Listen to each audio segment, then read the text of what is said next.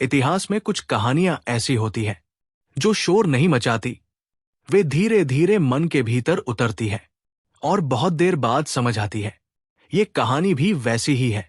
कभी कभी युद्ध में मर जाना आसान होता है, लेकिन युद्ध के बाद जीवित रहना सबसे भारी बोझ बन जाता है। जब चारों ओर लाशें हों और आप अकेले जीवित हों, तब प्रश्न ये नहीं होता कि आपने क्या खोया। प्रश्न ये होता है, आप क्यों बचे। कुरुक्षेत्र का युद्ध समाप्त हो चुका था। पांडव जीत चुके थे, कौरव मिट चुके थे, धूल बैठ चुकी थी, रणभूमि शांत थी। लेकिन एक व्यक्ति की आत्मा में तूफान था। वो व्यक्ति था कृपाचार्य। ना पांडव ना कौरव, बल्कि दोनों का गुरु, जिसने शस्त्र सिखाए पर परिणाम रोक नहीं पाया। आज की कहानी केवल युद्ध की नहीं है, ये कहानी है जीवित रहने के अपराध की। अध्याय 1, कृपाचार्य का जन्म, मौन का संस्कार और गुरु बनने की यात्रा। कृपाचार्य की कथा किसी राज सिंहासन से नहीं शुरू होती। ये कथा आरंभ होती है उस वन से जहां चारों ओर शांति थी पर करुणा का अभाव था। वही वन जहां प्रकृति सांस लेती थी, लेकिन मनुष्य का हृदय मौन था। उनके पिता ऋषि शरदवान महान तपस्वी थे। उनका जीवन कठोर संयम, साधना और आत्मनियंत्रण से भरा हुआ था। वे केवल ऋषि ही नहीं थे, वे अस्त्र विद्या के भी गहरे ज्ञाता थे। उनके लिए शक्ति साध्य नहीं थी, वो केवल साधन थी। पर इतिहास ये भी सिखाता है कि चाहे तपस्या कितनी ही कठिन क्यों न हो, मनुष्य का मन अंत में मनुष्य ही रहता है। अप्सरा जन्मदी के सौंदर्य और उपस्थिति ने ऋषि शरदवान का ध्यान भंग किया। तब टूटा। ये कोई पाप नहीं था, ये कोई अपराध नहीं था, ये केवल एक मानवीय क्षण था। पर उसी क्षण ने एक नए जीवन की दिशा तय कर दी। उसी क्षण से कृपाचार्य का भाग्य आकार लेने लगा। जब 2 शिशुओं का जन्म हुआ तो समाज ने उनसे मुंह मोड़ लिया। न माता उन्हें अपने पास रख सकी, न पिता उन्हें अपना सके। जिन हाथों ने तप किया था वे उन्हें थाम नहीं पाए। जिन आंखों ने साधना देखी थी वे जिम्मेदारी से झुक गई। उन नवजात शिशुओं को उसी वन में छोड़ दिया गया जहां पक्षियों की मधुर आवाज थी पर मानव करुणा नहीं थी। वो वन साक्षी बना कृपाचार्य के जीवन के पहले सत्य का। जन्म के साथ ही त्याग, बिना अपराध के दंड, बिना प्रश्न के उत्तर। यही वो क्षण था जिसने उनके भीतर मौन का बीज बो दिया। ये मौन डर का नहीं था, ये मौन स्वीकार का था। और यही मौन आगे चलकर उनके पूरे जीवन की पहचान बन गया। राजा शांतनु उसी वन से गुजर रहे थे। उन्होंने रोने की आवाज सुनी। एक राजा का हृदय वहां जागा जहां एक समाज सो चुका था। शांतनु ने उन बच्चों को गोद में उठाया। उन्होंने किसी शास्त्र से अनुमति नहीं ली, उन्होंने केवल अपने मन की सुनी। कृपा और कृपी, यही नाम दिए गए। कृपा क्योंकि वो बालक करुणा का प्रतीक बन चुका था। कृपाचार्य का बचपन शोर में नहीं बीता। वे खेल में कम और विचार में अधिक रहते थे। जहां अन्य बालक हंसते थे वहां कृपाचार्य देखते थे। वे प्रश्न नहीं पूछते थे क्योंकि प्रश्न उन्हें भीतर से विचलित करते थे। वे उत्तर ढूंढते थे क्योंकि उत्तर उन्हें स्थिर रखते थे। ये स्वभाव किसी शिक्षा से नहीं आया, ये जीवन की पहली चोट से आया। राजा शांतनु ने उन्हें श्रेष्ठ शिक्षा दिलाई। आश्रम में रहते हुए कृपाचार्य ने वेद, नीति और अस्त्र शस्त्र सीखे, पर उन्होंने जो सबसे बड़ी शिक्षा ली वो थी संयम। उन्होंने सीखा कि शक्ति का मूल्य तभी है जब उसे रोका जा सके। उन्होंने सीखा कि मौन भी एक अस्त्र होता है। जब उनकी मित्रता द्रोणाचार्य से हुई तो 2 भिन्न स्वभाव एक साथ आए। द्रोण महत्वाकांक्षी थे, उनके भीतर असंतोष था, उन्हें संसार से कुछ पाना था। कृपाचार्य इसके विपरीत थे, वे संसार को समझना चाहते थे। जहां द्रोण आगे बढ़ते कृपाचार्य ठहरते, जहां द्रोण प्रश्न करते कृपाचार्य उत्तर खोजते। हस्तिनापुर में जब राजकुमारों की शिक्षा का निर्णय हुआ तो भीष्म ने कृपाचार्य को चुना। ये निर्णय केवल विद्या के आधार पर नहीं था, ये निर्णय चरित्र के आधार पर था। भीष्म जानते थे कि आने वाले समय में शस्त्र से अधिक संयम की आवश्यकता होगी। कृपाचार्य उसी संयम का प्रतीक थे। कौरव और पांडव दोनों कृपाचार्य के शिष्य बने। उन्होंने किसी को अधिक स्नेह नहीं दिया, उन्होंने किसी को कम नहीं आंका। उनके लिए अर्जुन और दुर्योधन समान थे। यही समानता आगे चलकर उनका सबसे बड़ा दुख बनी, क्योंकि संसार समानता को नहीं समझता, संसार पक्ष चाहता है। कृपाचार्य ने देखा कि कैसे खेल प्रतिस्पर्धा बना, प्रतिस्पर्धा ईर्ष्या बनी, और ईर्ष्या धीरे धीरे षड्यंत्र में बदलने लगी। दुर्योधन का अहंकार बढ़ता गया, अर्जुन की प्रतिभा चमकती गई, और कृपाचार्य दोनों को मौन से समझाते रहे। वे जानते थे कि गुरु का कार्य केवल विद्या देना नहीं होता, गुरु का कार्य सीमा दिखाना होता है। पर वे ये भी जानते थे कि कुछ सीमाएं मनुष्य स्वयं पार करना चाहता है, और वहां गुरु भी विवश हो जाता है। कृपाचार्य कई बार अकेले बैठे रहते। वे भविष्य को देखते थे पर बोलते नहीं थे, क्योंकि वे जानते थे कि सत्य सुनने के लिए मन तैयार होना चाहिए, और हस्तिनापुर का मन तैयार नहीं था। युद्ध से पहले ही कृपाचार्य थक चुके थे, शरीर से नहीं, आत्मा से। उन्होंने वो सब देख लिया था जो होना था, पर वे बंधे थे राजधर्म से, गुरु धर्म से, और अपने स्वयं के मौन से। यही मौन आगे चलकर उनके जीवन का सबसे बड़ा बोझ बना, क्योंकि जिसने पहले ही सब देख लिया हो उसके लिए आश्चर्य नहीं बचता, केवल पीड़ा बचती है। यही अध्याय एक समाप्त होता है, और यहीं से कृपाचार्य का वह जीवन आरंभ होता है जिसमें युद्ध से अधिक भारी था युद्ध के बाद जीवित रहना। कृपाचार्य के जीवन में एक ऐसा चरण भी आया जिसने उन्हें केवल एक योद्धा नहीं बल्कि एक संयमी आचार्य बनाया। ये चरण था परशुराम के आश्रम का, वो आश्रम जहां अस्त्र विद्या केवल शक्ति नहीं सिखाती थी बल्कि नियंत्रण सिखाती थी। परशुराम का नाम सुनते ही लोगों को क्रोध, प्रतिशोध और क्षत्रिय सहार की स्मृति आती है। पर कृपाचार्य ने परशुराम से केवल क्रोध नहीं सीखा, उन्होंने उनसे वो सीमा सीखी जिसे लांघने का मूल्य बहुत भारी होता है। परशुराम का आश्रम सरल था, वहां वैभव नहीं था, वहां अनुशासन था। कृपाचार्य वहां शिष्य बनकर आए, योद्धा बनकर नहीं। वे पहले ही धनुर्विद्या में निपुण थे, पर परशुराम ने उन्हें शस्त्र नहीं दिया। पहले उन्हें मौन दिया, उन्हें सेवा दी, उन्हें प्रतीक्षा दी, क्योंकि परशुराम मानते थे कि जो व्यक्ति प्रतीक्षा नहीं कर सकता वो शक्ति संभाल भी नहीं सकता। कृपाचार्य ने वहां वर्षों तक सेवा की। उन्होंने लकड़ी काटी, जल भरा, भूमि साफ की, और सबसे कठिन कार्य किया। उन्होंने अपना अहंकार उतारा। परशुराम शिष्य को पहले तोड़ते थे, फिर गढ़ते थे। कृपाचार्य इस प्रक्रिया से गुजरे। उन्होंने देखा कि क्रोध कैसे अस्त्र को अंधा बना देता है, और संयम कैसे साधारण बाण को भी निर्णायक बना देता है। परशुराम की शिक्षा कठोर थी। एक भी भूल पर दंड मिलता था, पर वो दंड अपमान नहीं था, वो चेतावनी था। कृपाचार्य ने समझा कि गुरु का कठोर होना क्रूरता नहीं होती, वो भविष्य की रक्षा होती है। यही कारण है कि कृपाचार्य स्वयं आगे चलकर कभी शिष्यों पर क्रोध नहीं करते थे। वे जानते थे कि भय से सीखने वाला मन स्थिर नहीं रहता।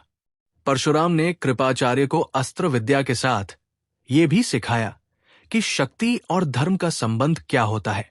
उन्होंने कहा कि अस्त्र तब तक धर्म है जब तक वो विवेक के अधीन है। जिस दिन विवेक हटता है उसी दिन अस्त्र अधर्म बन जाता है। ये वाक्य कृपाचार्य के भीतर स्थायी रूप से बस गया। परशुराम स्वयं अत्यंत उग्र स्वभाव के थे। उन्होंने क्षत्रियों का संहार किया था। ये तथ्य कृपाचार्य जानते थे, पर उन्होंने ये भी देखा कि परशुराम अपने किए से संतुष्ट नहीं थे। उनके भीतर भी शांति नहीं थी। कृपाचार्य ने पहली बार ये समझा कि प्रतिशोध कभी समाधान नहीं देता। ये शिक्षा शस्त्र से नहीं, जीवन से मिली। जब शिक्षा पूर्ण हुई, परशुराम ने कृपाचार्य को आशीर्वाद दिया। पर वो आशीर्वाद शक्ति का नहीं था, वो विवेक का था। उन्होंने कहा कि तुम अस्त्र से अधिक मौन से काम लोगे, तुम युद्ध से अधिक शिक्षा में याद किए जाओगे।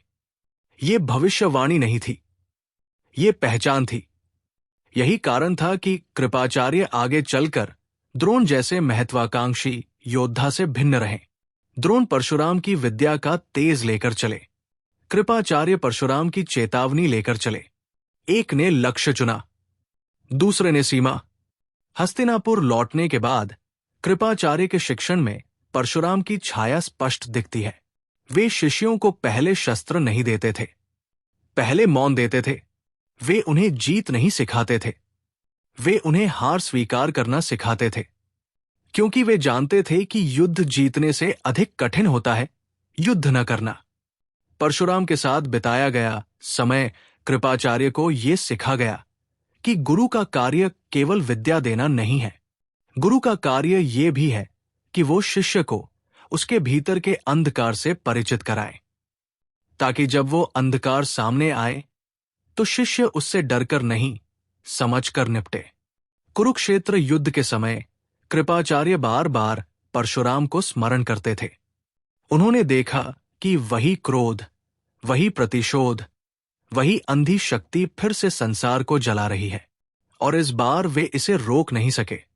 यही स्मृति उनके भीतर सबसे गहरी पीड़ा बन गई। ये अध्याय कृपाचार्य के जीवन का वो आधार है जिस पर उनकी पूरी मौन यात्रा टिकी है। परशुराम ने उन्हें अस्त्र दिया, पर उससे पहले उन्होंने उन्हें सीमा दी, और यही सीमा उन्हें बाकी योद्धाओं से अलग बनाती है। यही ये विशेष अध्याय समाप्त होता है, और यहीं से कृपाचार्य का वो जीवन आरंभ होता है जहां वे अस्त्र उठाते हैं पर मन से युद्ध नहीं करते। अध्याय 2, कृपाचार्य का गुरु धर्म, राजनीति से दूरी और आने वाले विनाश की पूर्व दृष्टि। कृपाचार्य को अक्सर केवल एक धनुर्विद्या के आचार्य के रूप में देखा जाता है, लेकिन उनका वास्तविक स्वरूप इससे कहीं अधिक गहरा था। वे उस युग के उन विरले व्यक्तियों में थे जिन्होंने शक्ति और विवेक को अलग अलग नहीं माना। उनके लिए शस्त्र और संयम एक ही शिक्षा के दो पक्ष थे। हस्तिनापुर में रहते हुए भी उन्होंने कभी सत्ता के निकट जाने का प्रयास नहीं किया। वे राजसभा में उपस्थित अवश्य रहते थे, पर सत्ता के खेल का हिस्सा नहीं बनते थे। ये कोई संयोग नहीं था, ये उनका स्वभाव था। वे जानते थे कि जहां सत्ता का शोर होता है, वहां सत्य को अक्सर मौन रहना पड़ता है। कुरु राजकुमारों को शिक्षा देते समय कृपाचार्य ने ये बात पहले ही दिन स्पष्ट कर दी थी कि गुरु का कार्य केवल शस्त्र चलाना सिखाना नहीं होता। गुरु का कार्य ये भी होता है कि शिष्य को ये बताया जाए कि शस्त्र कब नहीं उठाना चाहिए। यही कारण था कि वे कौरवों और पांडवों के बीच कभी भेद नहीं करते थे। उनके लिए दुर्योधन भी उतना ही शिष्य था जितना अर्जुन।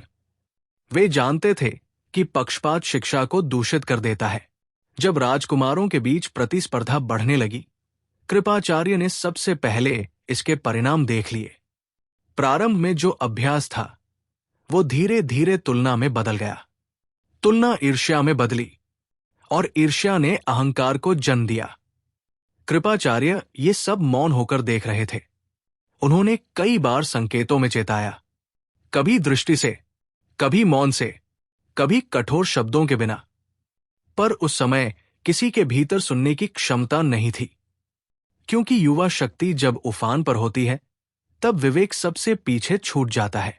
द्रोणाचार्य के आगमन के बाद शिक्षा का स्वरूप और अधिक कठोर हो गया। द्रोण परिणाम पर केंद्रित थे, उनके लिए लक्ष्य सर्वोपरि था। कृपाचार्य संतुलन पर केंद्रित थे।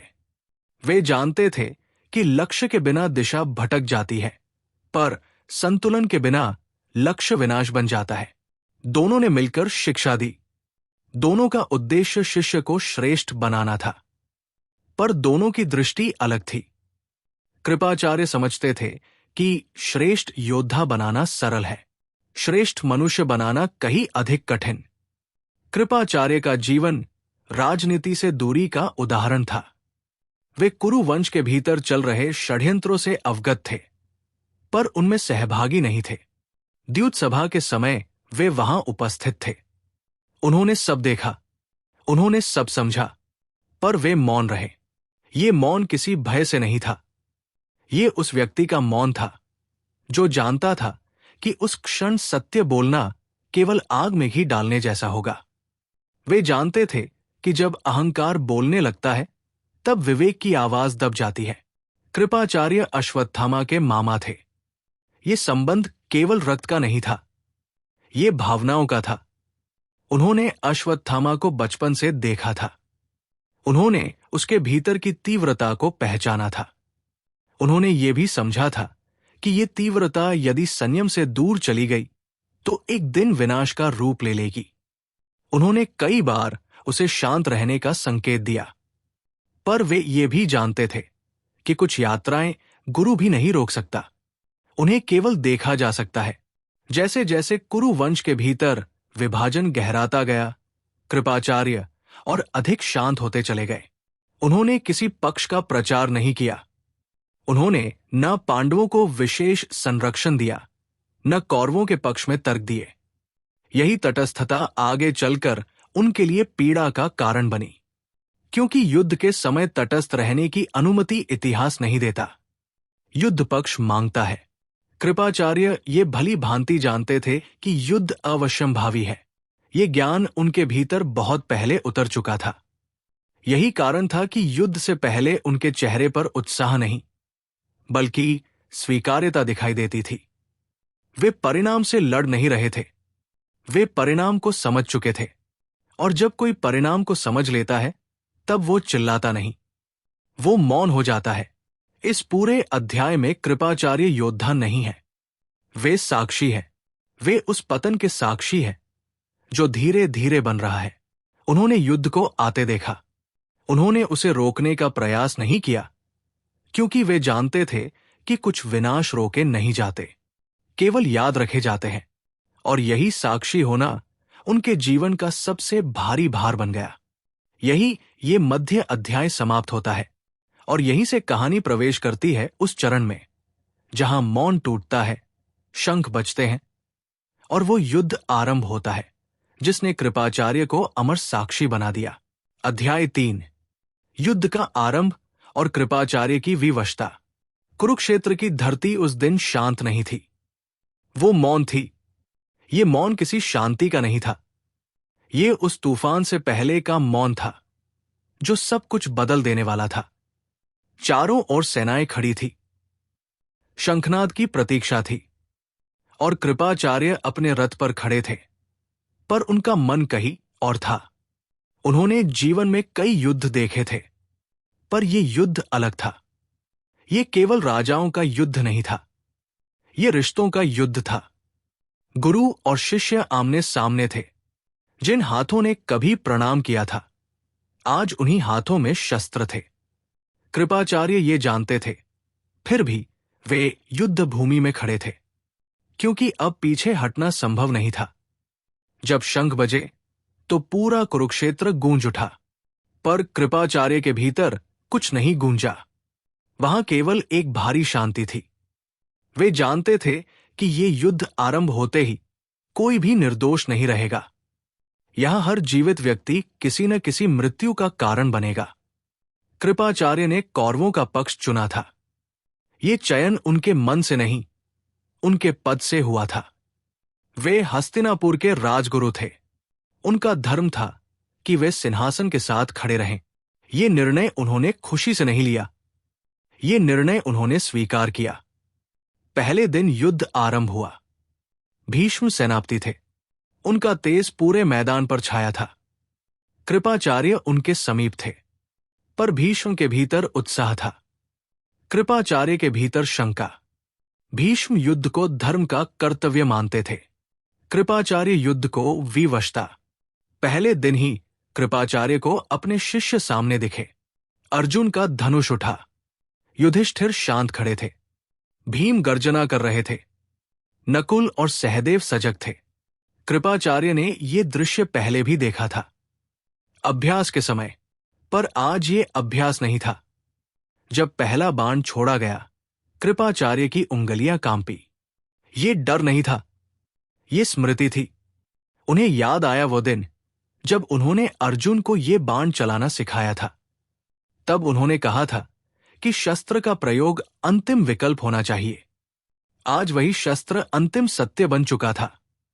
कृपाचार्य लड़े, उन्होंने शस्त्र उठाए, उन्होंने सामने आए योद्धाओं को रोका, पर उन्होंने कभी पूर्ण बल नहीं लगाया।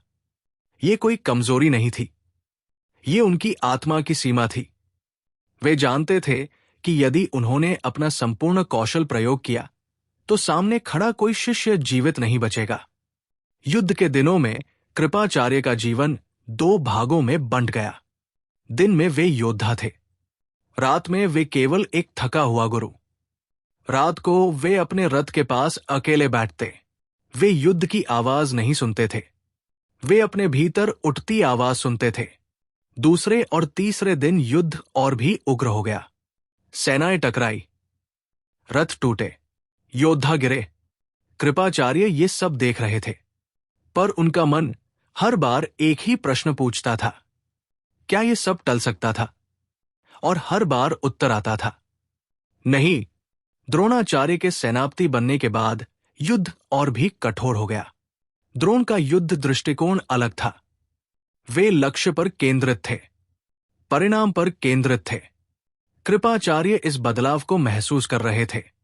वे जानते थे कि अब युद्ध केवल रक्षा का नहीं रहा। द्रोणाचार्य का विवाह कृपाचार्य की बहन कृपी से हुआ था।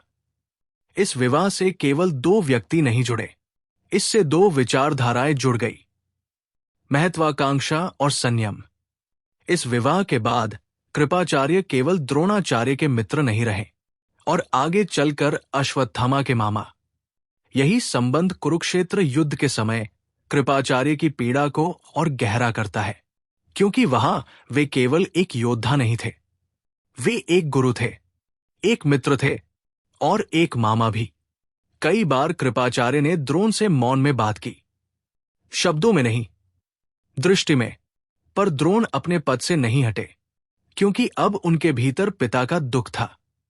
और दुख जब अस्त्र बन जाए तो विवेक पीछे रह जाता है। कृपाचार्य अश्वत्थामा को युद्ध करते देखते थे। हर वार के साथ उनका हृदय भारी होता जाता था।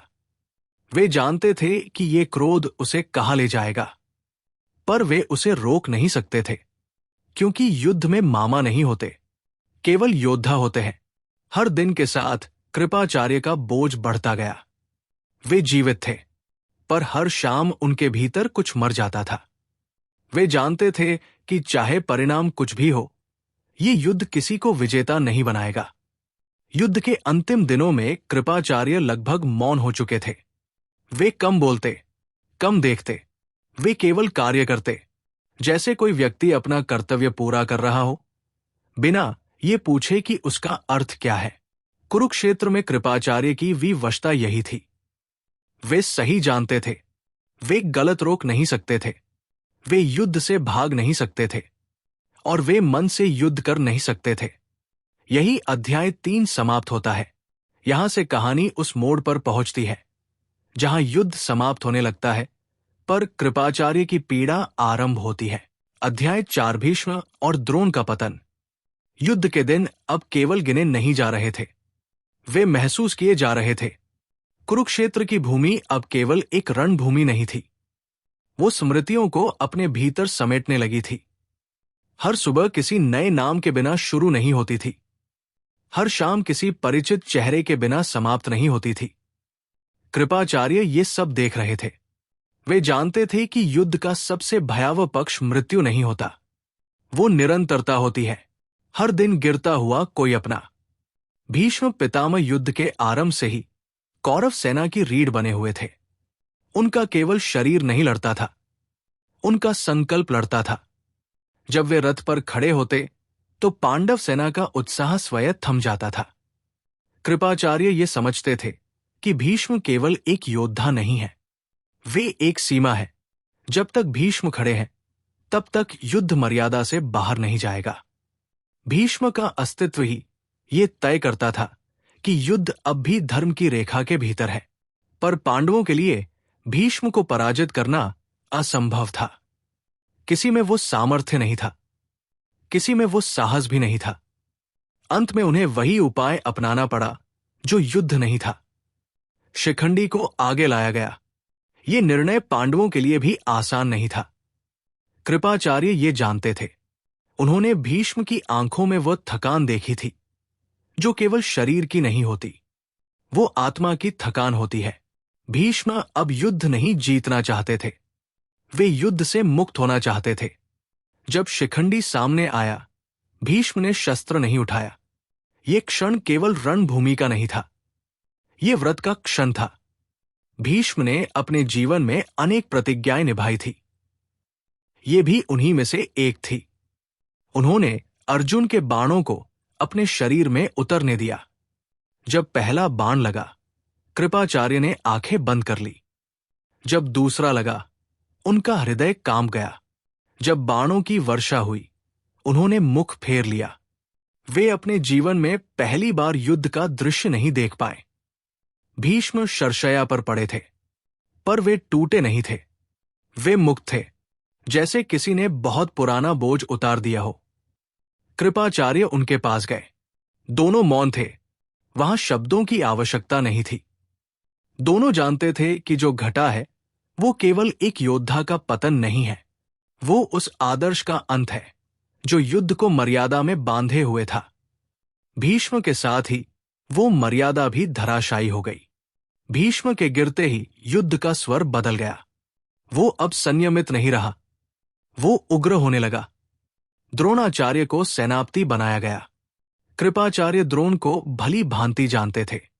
वे जानते थे कि द्रोण का मन युद्ध में नहीं है, उनका मन अपने पुत्र अश्वत्थामा में उलझा हुआ है। और जब कोई पिता युद्ध में उतरता है तो वो धर्म नहीं देखता, वो केवल अपने भय देखता है। द्रोण के नेतृत्व में युद्ध और भी कठोर हो गया। नियम अब बोझ लगने लगे। रणनीति अब करुणा से खाली हो गई। चक्रव्यूह की रचना हुई, अभिमन्यु उसमें फंसा। कृपाचार्य उस समय भी रणभूमि में थे। उन्होंने देखा कि कैसे एक किशोर योद्धा अकेला पड़ गया। उन्होंने देखा कि कैसे नियम एक एक करके टूटे, और उन्होंने ये भी देखा कि कैसे सभी मौन रहे, क्योंकि युद्ध में मौन सबसे आसान विकल्प होता है। अभिमन्यु का वध युद्ध का सबसे पीड़ादायक क्षण था। वो केवल एक योद्धा की मृत्यु नहीं थी, वो भविष्य का अंत था। कृपाचार्य वहां खड़े थे। वे जानते थे कि ये अधर्म है, पर वे ये भी जानते थे कि अब कोई सुनने को तैयार नहीं है। उस दिन धर्म और अधर्म के बीच की रेखा पूरी तरह मिट गई। द्रोणाचार्य का मन अब पूरी तरह टूट चुका था। वे अब युद्ध नहीं लड़ रहे थे, वे अपने पुत्र को बचाने का प्रयास कर रहे थे। कृपाचार्य ने कई बार उन्हें संकेतों में समझाने का प्रयास किया, पर द्रोण अब गुरु नहीं रहे थे, वे केवल पिता रह गए थे। और पिता जब डरता है तो वो विवेक खो देता है। जब अश्वत्थामा के मारे जाने की झूठी सूचना फैलाई गई, द्रोण का शरीर तो खड़ा रहा, पर उनका मन गिर गया, उनका शस्त्र हाथ से छूट गया। ये किसी योद्धा की हार नहीं थी, ये एक पिता की मृत्यु थी। जब द्रोण का वध हुआ, कृपाचार्य स्थिर खड़े रहे। उनकी आंखों में आंसू नहीं थे, क्योंकि उनके भीतर रोने के लिए कुछ बचा ही नहीं था। द्रोण का पतन कृपाचार्य के लिए अंतिम आघात था। मित्र चला गया, समकक्ष चला गया, वो व्यक्ति चला गया जिसके साथ उन्होंने जीवन का एक बड़ा भाग साझा किया था। अब युद्ध पूरी तरह अंधा हो चुका था। अब कोई सीमा नहीं थी, अब कोई मार्गदर्शक नहीं था। भीष्म और द्रोण के बाद युद्ध केवल शरीर नहीं मार रहा था, वो स्मृतियां मार रहा था, वो रिश्ते मार रहा था, वो भविष्य मार रहा था। और कृपाचार्य हर दिन उस विनाश के साक्षी बनते जा रहे थे। वे जानते थे कि युद्ध का अंत निकट है, पर वे ये भी जानते थे कि उनके लिए युद्ध का अंत शांति नहीं लाएगा, क्योंकि जिसने सब कुछ गिरते देखा हो, उसके लिए शांति भी एक बोझ बन जाती है। यही अध्याय 4 समाप्त होता है और यहीं से कहानी उस अंधेरे में प्रवेश करती है जहां युद्ध तो समाप्त होता है लेकिन पाप आरंभ होता है। अध्याय 5 अश्वत्थामा और रात्रि का पाप। दिन ढल चुका था। कुरुक्षेत्र की धरती पहली बार शांत दिख रही थी, पर यह शांति युद्ध की समाप्ति की नहीं थी। ये थकान की शांति थी, ऐसी शांति जो किसी तूफान से पहले आती है। सूर्य अस्त हो रहा था और उसके साथ कौरवों की अंतिम आशा भी। दुर्योधन घायल अवस्था में पड़ा था। उसका शरीर टूटा हुआ था, पर मन अभी भी हार मानने को तैयार नहीं था। अश्वत्थामा उसके पास खड़ा था। उसकी आंखों में आंसू नहीं थे, वहां केवल क्रोध था। वह क्रोध जो पिता की मृत्यु से जन्मा था, वो क्रोध जिसे कोई शब्द नहीं चाहिए था। कृपाचार्य भी वही थे, कृतवर्मा भी। तीनों ने मिलकर वो दृश्य देखा जो किसी भी योद्धा को भीतर से तोड़ देता है। एक राजा जो कभी गर्व का प्रतीक था, आज असहाय पड़ा था। दुर्योधन ने अश्वत्थामा से कहा कि युद्ध भले समाप्त हो गया हो, पर अपमान अभी जीवित है। अश्वत्थामा का मन उस क्षण युद्ध में नहीं था, उसका मन शोक में था। द्रोणाचार्य का वध उसकी आंखों के सामने घूम रहा था। वह झूठ जिसने उसके पिता को तोड़ा था, वो मौन जिसने उसे अकेला कर दिया था। अश्वत्थामा को लगा कि धर्म ने उसके साथ विश्वासघात किया है। रात गहरी होती गई, चारों ओर अंधकार फैल गया। पांडव सेना विश्राम कर रही थी। उन्हें लगा कि युद्ध समाप्त हो चुका है, पर उन्हें यह ज्ञात नहीं था कि युद्ध ने केवल रूप बदला है। वो अब दिन के प्रकाश में नहीं, रात के अंधेरे में होने वाला था। अश्वत्थामा ने निर्णय लिया। ये निर्णय किसी सभा में नहीं हुआ, ये निर्णय किसी नीति से नहीं निकला।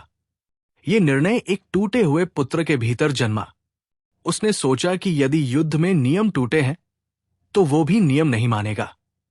कृपाचार्य ने अश्वत्थामा के चेहरे को देखा। उन्होंने उस दृष्टि को पहचाना। ये वही दृष्टि थी जो विवेक खो चुकी होती है। कृपाचार्य ने उसे रोका। उन्होंने उसे याद दिलाया कि युद्ध समाप्त हो चुका है। उन्होंने उसे कहा कि ये मार्ग उसे विनाश की ओर ले जाएगा, पर क्रोध जब सीमा पार कर जाए तो वो गुरु की भी नहीं सुनता। अश्वत्थामा ने कृतवर्मा के साथ मिलकर रात्रि में पांडव शिविर की ओर प्रस्थान किया। कृपाचार्य उनके साथ थे, पर उनका मन साथ नहीं था। वे जानते थे कि जो होने जा रहा है वो इतिहास का सबसे अंधा क्षण होगा। रात्रि के अंधेरे में शिविर सो रहा था। वहां कोई युद्ध की तैयारी नहीं थी, वहां केवल थकान थी। वही 5 बालक सो रहे थे, द्रौपदी के पुत्र, पांडवों की संतति। अश्वत्थामा ने उन्हें पांडव समझ लिया, या उसने समझना नहीं चाहा। यही वो प्रश्न है जो इतिहास आज भी पूछता है। जो हुआ वो युद्ध नहीं था, वो हत्या थी। निहत्थे, सोते हुए, असहाय, एक एक करके बालक मारे गए। वो रात चिल्लाई नहीं, क्योंकि अंधकार भी सहम गया था। कृपाचार्य वहां खड़े थे। उन्होंने शस्त्र नहीं उठाया, उन्होंने वार नहीं किया, पर वे उस पाप के साक्षी थे। यही उनके जीवन का सबसे बड़ा बोझ बना, क्योंकि जिसने पाप किया वो तो भाग सकता है, जिसने देखा वो जीवन भर नहीं भाग पाता। सुबह हुई, सूर्य निकला, और उसके साथ वो सत्य भी जिसे कोई झुठला नहीं सकता था। पांडव लौटे, द्रौपदी का विलाप गूंज उठा। वो विलाप केवल पुत्रों के लिए नहीं था, वो धर्म के लिए था। अश्वत्थामा भाग चुका था, उसके भीतर विजय नहीं थी, वहां केवल भय था। उसने ब्रह्मास्त्र चलाया, ये उसका अंतिम प्रयास था। पांडवों के विनाश के लिए नहीं, बल्कि अपने भय से बचने के लिए। कृष्ण ने उसे रोका, ब्रह्मास्त्र वापस लेने को कहा। अश्वत्थामा ऐसा नहीं कर सका। तब उसका दंड तय हुआ।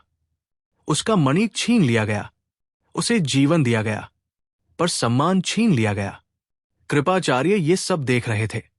उन्होंने न प्रसन्नता अनुभव की, न संतोष, क्योंकि उन्हें ज्ञात था कि ये दंड मृत्यु से भी अधिक कठोर है। अश्वत्थामा अब जीवित रहेगा, पर हर दिन अपराध के साथ। इस रात्रि के बाद युद्ध समाप्त हुआ, पर कृपाचार्य का जीवन वहीं से टूट गया। उन्होंने देखा कि कैसे एक पीढ़ी का अंत दूसरी पीढ़ी के पाप से हुआ। उन्होंने देखा कि कैसे गुरु की शिक्षा एक क्षण में नष्ट हो गई। अश्वत्थामा का पाप केवल उसका नहीं था, वह उस पूरे युग का था जो क्रोध को धर्म से ऊपर रख बैठा, और कृपाचार्य उस युग के अंतिम साक्षी थे। यही अध्याय 5 समाप्त होता है, और यहीं से कहानी प्रवेश करती है उस अंत में जहां युद्ध नहीं है, पर शांति भी नहीं है, केवल जीवित रहने का बोझ है। अध्याय 6, युद्ध के बाद की खामोशी। युद्ध समाप्त हो चुका था।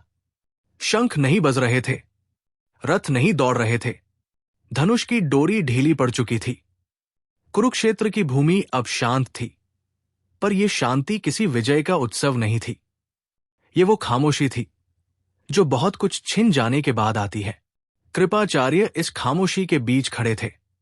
उनके चारों ओर जीवन था, पर उनके भीतर केवल स्मृतियां थी। पांडव विजयी थे, पर उनके चेहरों पर प्रसन्नता नहीं थी। युधिष्ठिर की आंखों में अपराध बोध था। अर्जुन की दृष्टि झुकी हुई थी। भीम मौन थे। नकुल और सहदेव किसी से नजर नहीं मिला पा रहे थे। कृपाचार्य ये सब देख रहे थे। उन्होंने सोचा कि यदि यही विजय है तो पराजय कैसी होगी।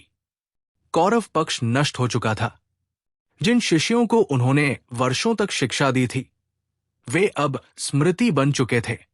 दुर्योधन नहीं रहा, कर्ण नहीं रहा, शकुनी नहीं रहा, द्रोण नहीं रहे, भीष्म शरशय्या पर थे। कृपाचार्य जीवित थे, और यही जीवित रहना उनके लिए सबसे कठिन प्रश्न बन गया। जब युद्ध के बाद की पहली सुबह आई, कृपाचार्य कुरुक्षेत्र की भूमि पर अकेले चले। जहां कभी सेनाएं खड़ी थी, वहां अब केवल निशान थे। टूटे हुए रथ, गिरे हुए अस्त्र, और वो मिट्टी जिसमें रक्त समा चुका था। कृपाचार्य ने किसी को दोष नहीं दिया। उन्होंने स्वयं को भी निर्दोष नहीं माना, क्योंकि जो सब देखता रहा वो भी उत्तरदायी होता है। हस्तिनापुर लौटते समय कृपाचार्य के लिए हर मार्ग भारी था। ये वही नगर था जहां उन्होंने बच्चों को बालक से योद्धा बनते देखा था। अब वही नगर विधवाओं और माताओं के विलाप से भरा था। कृपाचार्य किसी को सांत्वना नहीं दे सके, क्योंकि उनके पास देने को शब्द नहीं थे। युधिष्ठिर ने उन्हें राजगुरु का स्थान दिया। ये सम्मान था, पर कृपाचार्य के लिए ये स्मरण था। हर सभा में उन्हें वे चेहरे दिखते थे जो अब नहीं थे। हर निर्णय में उन्हें वे हाथ याद आते थे जिन्हें उन्होंने अस्त्र पकड़ना सिखाया था। कृपाचार्य ने अपने जीवन में पहली बार समझा कि युद्ध का अंत शांति नहीं लाता, वो केवल प्रश्न छोड़ जाता है। वे प्रश्न जिनका उत्तर समय भी नहीं देता, वे प्रश्न जो मनुष्य को भीतर से तोड़ते हैं। अश्वत्थामा का दंड तय हो चुका था। वो जीवित था, भटकता हुआ। कृपाचार्य जानते थे कि ये दंड मृत्यु से अधिक कठोर है, क्योंकि अपराध के साथ जीना सबसे कठिन होता है। उन्होंने सोचा कि शायद यही उस युग का अंतिम न्याय था। कभी कभी रात्रि में कृपाचार्य को नींद नहीं आती। उन्हें युद्ध की आवाजें नहीं सुनाई देती थी। उन्हें मौन सुनाई देता था, वो मौन जिसमें भीष्म की दृष्टि थी, द्रोण की पीड़ा थी, और उन बालकों की चुप्पी थी जिनकी हत्या रात में हुई थी। कृपाचार्य ने कभी अपने जीवन को कोसा नहीं। उन्होंने इसे स्वीकार किया। उन्होंने समझा कि कुछ लोग इतिहास में इसलिए जीवित रहते हैं ताकि वे स्मरण करा सके कि क्या नहीं होना चाहिए। शायद यही उनका उत्तरदायित्व था। वे अमर थे, पर अमरता उन्हें वरदान नहीं लगी, क्योंकि हर दिन नया था, पर स्मृतियां पुरानी थी। वे समय के साथ आगे बढ़ते गए, पर भीतर से उसी युद्ध में अटके रहे। युधिष्ठिर के राज्य में धर्म स्थापित हुआ, शांति आई, पर कृपाचार्य जानते थे कि ये शांति बहुत मूल्य देकर मिली है। उन्होंने ये भी जाना कि इतिहास में कुछ लोग विजेता बनते हैं और कुछ लोग साक्षी। कृपाचार्य साक्षी थे। युद्ध के बाद की ये खामोशी उनके जीवन का स्थायी स्वर बन गई। वे बोले कम, सुने अधिक, क्योंकि अब उन्हें समझ आ चुका था कि कुछ सत्य शब्दों में नहीं उतरते। यही अध्याय 6 समाप्त होता है और यही से कहानी उस अंतिम सत्य की ओर बढ़ती है जहां जीवन बचा रहता है पर आत्मा भारी हो जाती है। युद्ध समाप्त हो चुका था। इतिहास ने अपनी अंतिम पंक्ति लिख दी थी। पांडवों का राज्य स्थापित हो गया था। धर्म की विजय घोषित हो चुकी थी। पर कृपाचार्य के लिए ये सब केवल शब्द थे, क्योंकि उनके भीतर जो युद्ध था वो अभी समाप्त नहीं हुआ था। वे हर सुबह उठते थे, सूर्य वही होता था, आकाश वही होता था, पर उनके लिए हर दिन नया नहीं था। हर दिन बीते हुए कल की पुनरावृत्ति था। वे जानते थे कि वे जीवित हैं, पर उन्हें यह नहीं पता था कि जीवित रहना क्या वास्तव में जीवन है। कृपाचार्य अमर थे। ये वरदान उन्हें उनके पूर्व कर्मों से मिला था, पर अब ये वरदान उन्हें दंड जैसा प्रतीत होता था, क्योंकि मृत्यु से बच जाना कभी कभी मुक्ति नहीं होता। कभी कभी ये सबसे लंबी सजा बन जाता है।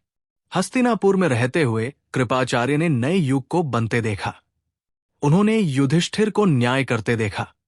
उन्होंने राज्य को शांति की ओर बढ़ते देखा। पर हर निर्णय के पीछे उन्हें वे चेहरे दिखते थे जो अब इस संसार में नहीं थे। वे चेहरे जिन्हें उन्होंने शस्त्र उठाना सिखाया था। वे चेहरे जिनकी मृत्यु को वे रोक नहीं सके। कृपाचार्य ने कभी ये नहीं कहा कि वे निर्दोष हैं। उन्होंने कभी ये भी नहीं कहा कि वे दोषी हैं। उन्होंने केवल ये स्वीकार किया कि वे साक्षी थे। और साक्षी होना कभी कभी सबसे भारी भूमिका होती है, क्योंकि अपराध करने वाला समय के साथ भूल सकता है, पर साक्षी जीवन भर याद रखता है। कभी कभी रात्रि में वे अकेले बैठते। उन्हें कोई भय नहीं सताता था। उन्हें केवल स्मृतियां घेरती थी। भीष्म की स्थिर दृष्टि, द्रोण की टूटती हुई आशा, अश्वत्थामा का क्रोध और उन बालकों की चुप्पी जो रात में मारे गए थे। ये स्मृतियां उन्हें प्रश्न नहीं पूछती थी, वे केवल मौजूद रहती थी।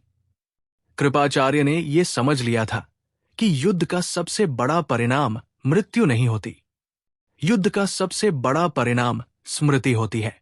वो स्मृति जो जीवन भर पीछा करती है, और वही स्मृति उनके जीवन का स्थायी भार बन गई थी। युधिष्ठिर कई बार उनसे मार्गदर्शन लेने आए। कृपाचार्य ने उन्हें नीति बताई, धर्म समझाया, पर उन्होंने कभी युद्ध की महिमा नहीं बताई। उन्होंने कभी वीरता का उत्सव नहीं मनाया, क्योंकि वे जानते थे कि युद्ध में कोई भी वास्तव में वीर नहीं होता। वहां केवल विवश लोग होते हैं। अश्वत्थामा जीवित था, भटकता हुआ, पीड़ा में। कृपाचार्य जानते थे कि उसका दंड भी उसी जीवित रहने का बोझ है। शायद ये युग का अंतिम सत्य था कि जो बचता है वही सबसे अधिक भुगतता है। समय बीतता गया, पीढ़ियां बदल गई, नए नाम आए, पुराने नाम ग्रंथों में सिमट गए, पर कृपाचार्य वही रहे। उन्होंने देखा कि लोग युद्ध को कथा बनाते हैं, वीरों की पूजा करते हैं, पर युद्ध के बाद की खामोशी को कोई नहीं सुनता। कृपाचार्य उसी खामोशी के प्रतीक बन गए। वे बोलते कम थे, क्योंकि उन्हें ज्ञात था कि कुछ अनुभव शब्दों से छोटे नहीं होते। वे केवल अनुभूति में रहते हैं।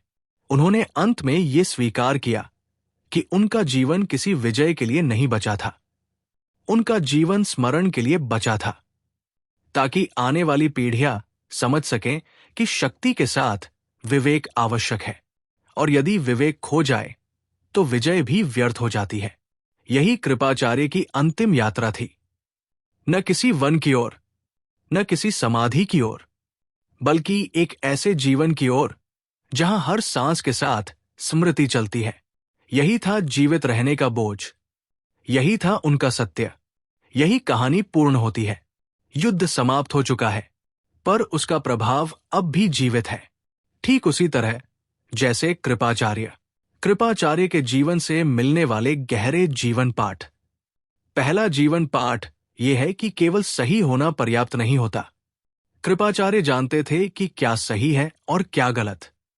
फिर भी वे उस विनाश को रोक नहीं सके, क्योंकि जीवन में कई बार केवल सत्य जानना काफी नहीं होता। समय पर साहसिक निर्णय लेना भी आवश्यक होता है। आधुनिक जीवन में भी हम कई बार गलत होते हुए भी चुप रहते हैं। ये कहानी हमें सिखाती है कि मौन कभी कभी समझदारी होता है, लेकिन हर बार नहीं।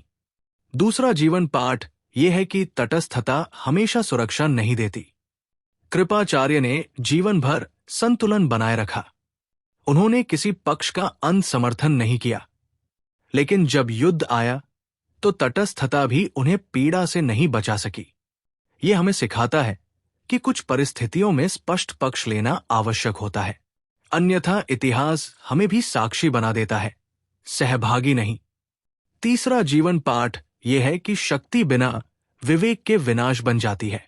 परशुराम की शिक्षा और कुरुक्षेत्र का परिणाम दोनों इसका प्रमाण है। कृपाचार्य ने देखा कि श्रेष्ठ योद्धा भी जब क्रोध में डूब जाता है तो अधर्म कर बैठता है। आज के समय में ये शक्ति धन हो सकती है, पद हो सकता है या ज्ञान हो सकता है। यदि विवेक साथ न हो तो वही शक्ति सबसे बड़ा नुकसान करती है। चौथा जीवन पाठ यह है कि युद्ध केवल रणभूमि में नहीं लड़े जाते। सबसे कठिन युद्ध मन के भीतर होते हैं। कृपाचार्य ने बाहरी युद्ध तो लड़ा, लेकिन जीवन भर भीतर की लड़ाई लड़ते रहे। अपराध बोध, स्मृति और मौन से संघर्ष करते रहे। आधुनिक जीवन में भी कई लोग बाहर से सफल दिखते हैं, लेकिन भीतर भारी बोझ लेकर चलते हैं। ये कहानी हमें भीतर के युद्ध को पहचानना सिखाती है। पांचवा जीवन पाठ यह है कि जीवित रहना हमेशा वरदान नहीं होता। कृपाचार्य और अश्वत्थामा दोनों जीवित रहे, लेकिन उनका जीवन पीड़ा से भरा रहा। इससे ये सीख मिलती है कि जीवन का मूल्य केवल लंबाई में नहीं, उसकी शांति में होता है। यदि जीवन स्मृतियों के बोझ से दबा हो तो वो भी एक दंड बन सकता है। छठा जीवन पाठ यह है कि गुरु का उत्तरदायित्व केवल सिखाने तक सीमित नहीं होता।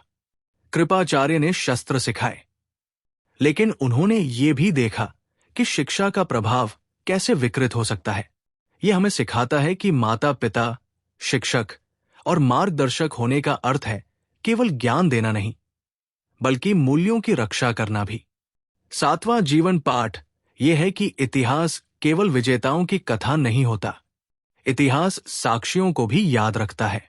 कृपाचार्य विजेता नहीं थे, वे नायक भी नहीं थे, वे साक्षी थे, और कई बार साक्षी होना सबसे कठिन भूमिका होती है। यह हमें सिखाता है कि हर जीवन का उद्देश्य चमकना नहीं होता। कुछ जीवन दूसरों को चेतावनी देने के लिए होते हैं। आठवां जीवन पाठ यह है कि पश्चाताप यदि परिवर्तन में न बदले तो वो केवल पीड़ा बन जाता है। कृपाचार्य ने अपने जीवन को स्मरण में बदल दिया। उन्होंने युद्ध की महिमा नहीं गाई, उन्होंने मौन को चुना। यह हमें सिखाता है कि अतीत की गलतियों को धोते रहना नहीं, उनसे सीखकर आगे बढ़ना ही सच्चा प्रायश्चित है। नवां जीवन पाठ यह है कि शांति अचानक नहीं आती, वो बहुत बड़े मूल्य के बाद आती है। कृपाचार्य ने देखा कि जिस शांति की बात की जाती है उसके पीछे कितनी मृत्यु और कितनी स्मृतियां छिपी होती है। इसलिए शांति को हल्के में नहीं लेना चाहिए। उसे बनाए रखना भी उतना ही महत्वपूर्ण है जितना उसे पाना। 10वां और अंतिम जीवन पाठ यह है कि कभी कभी जीवन हमें उत्तर नहीं देता, वो हमें केवल जिम्मेदारी देता है। कृपाचार्य को कोई समाधान नहीं मिला, उन्हें केवल स्मरण का दायित्व मिला। यह हमें सिखाता है कि हर प्रश्न का उत्तर मिलना जरूरी नहीं। कभी कभी सही जीवन वही होता है जो प्रश्नों के साथ भी ईमानदारी से जिया जाए। आज की कहानी यही समाप्त होती है। ये कहानी किसी युद्ध की नहीं थी, ये कहानी उस व्यक्ति की थी जो युद्ध के बाद भी हर दिन लड़ता रहा। कृपाचार्य हमें ये याद दिलाते हैं कि इतिहास में सबसे भारी बोझ कभी कभी जीवित रहना होता है। यदि ये कहानी आपके मन को छू गई हो, यदि किसी क्षण आपको अपने जीवन का कोई सत्य दिखा हो, तो इस वीडियो को लाइक करें, ऐसी गहरी और सोचने पर मजबूर करने वाली कहानियां और लोगों तक पहुंचे, इसके लिए इसे शेयर करें।